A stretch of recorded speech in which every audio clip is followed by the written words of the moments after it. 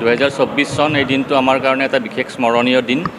আজিৰ দিনত এই দিনটোতেই 2023 চনত অৰ্থাৎ যোৱা বছৰ অসমৰ দুগৰাকী সুসন্তান ভাস্কৰ বৰুৱা আৰু জয়ন্ত নাথে পৃথিৱীৰ তৃতীয় সৰ্বোচ্চ শৃংগ তথা যিটো অতি কঠিন শৃংগ বুলি গণ্য কৰা হয় মাউণ্ট কাঞ্চনজংঘাৰ শিখৰত ৰাষ্ট্ৰীয় পতাকা, ফুলাম গামোচা আৰু অসম পৰ্বতাৰোহণ সন্থাৰ পতাকা উত্তোলন কৰিবলৈ সমৰ্থ হৈছিল।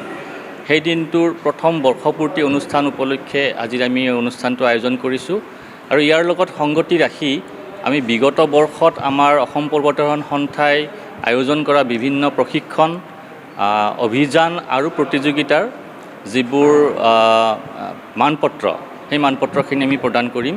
আৰু আটাইতকৈ উল্লেখনীয় দিশটো হ'ল এই কাঞ্চনজংঘা অভিযানটোৰ ওপৰত ভিত্তি কৰি আমাৰ সন্থাৰ তৰফৰ পৰা 29 মিনিট দীঘলীয়া এখনি তথ্যচিত্ৰ নিৰ্মাণ কৰা হৈছে। এই ধৰণৰ একেবাৰে পৰ্বতৰ ওপৰৰ দৃশ্য সম্বলিত তথ্যচিত্ৰ আমাৰ অসমত বিৰল বুলি ক'ব পাৰি বা নাই বুলি ক'ব পাৰি।